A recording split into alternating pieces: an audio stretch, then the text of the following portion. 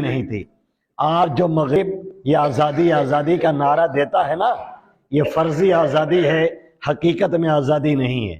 آزادی کا مطلب ان کے ہاں یہ ہے ننگا پن، آزادی کا مطلب ان کے ہاں عریانیت، آزادی کا مطلب یہ ہے کہ ہماری مائیں اور بہنیں پردے سے باہر نکل جائیں۔ اور مغرب یہ عورتوں کو آزادی نہیں دے رہا ہے۔ ہماری ماں بہنوں کو یہ بات کب سمجھ میں آئے گی؟ وہ عورتوں کو نہیں آزادی دے رہے ہیں بلکہ مردوں کو عورتوں تک پہنچنے کی آزادی دلائی جا رہی ہے۔ عورتیں سوچتی ہیں پردہ ہمارے لیے قید ہے۔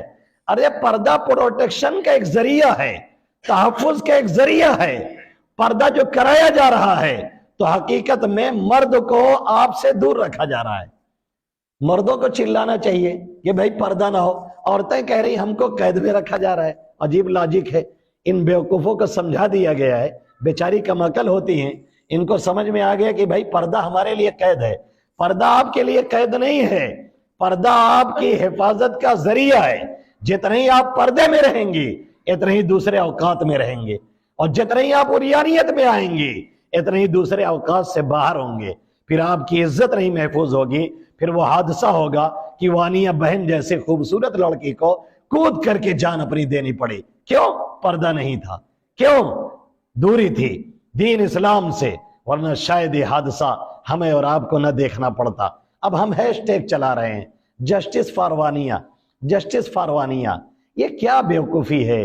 نہ دین ہے، نہ ایمان ہے، نہ دینی تعلیم ہے، نہ بنیادی تعلیم ہے، نہ کلمہ سکھایا جا رہا ہے، نہ درود سکھایا جا رہا ہے، نہ یہ بتایا جا رہا ہے کہ خودکشی کسی حال میں درست نہیں، نہ یہ سمجھایا جا رہا ہے اپنی عزت و ناموز کا سودا کبھی نہیں کرنا ہے، نہ یہ بتایا جا رہا ہے جان چلی جائے لیکن ایمان کا سودا کبھی نہیں ہونا چاہیے۔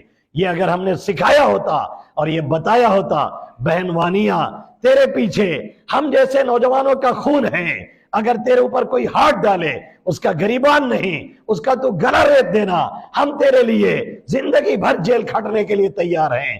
تو شاید ہمیں hashtag for justice for Wania نہ چلانا ہوتا، بلکہ ہماری بہن نے کسی اور کو ٹھکانے لگایا ہوتا اور وہ لوگ ہیش ٹیگ چلا رہے ہوتے اور ہم شان سے رہتے۔ لیکن ہم نے یہ سکھایا نہیں، ہم نے یہ بتایا نہیں۔ ہم نے روز اول سے، ہم نے پیدائش کے بعد سے، ہم نے گود میں پیدائش کے بعد سے اسے کسی اے جی کے جی کے حوالے کیا، جہاں اسے RAT ریڈ سکھایا گیا، جہاں اسے CAT کیٹ سکھایا گیا، جہاں اسے کتا بلی پڑھایا گیا، جہاں اسے نہیں سکھایا گیا تو ایمان نہیں سکھایا جاتا، اسلام نہیں سکھایا جاتا، کلمہ نہیں سکھایا جاتا، درود نہیں سکھایا جاتا۔ اللہ کون ہے، اس کا پاور کیا ہے، اس کے سامنے سجدہ کی حقیقت کیا ہے، اور جب ایک سجدہ آدمی کرتا ہے تو 1000 سجدوں سے اسے کیسے نجات ملتی ہے، یہ ہم نے اور آپ نے نہیں سکھایا، جس کی وجہ سے یہ دن ہمیں دیکھنا پڑ رہا ہے۔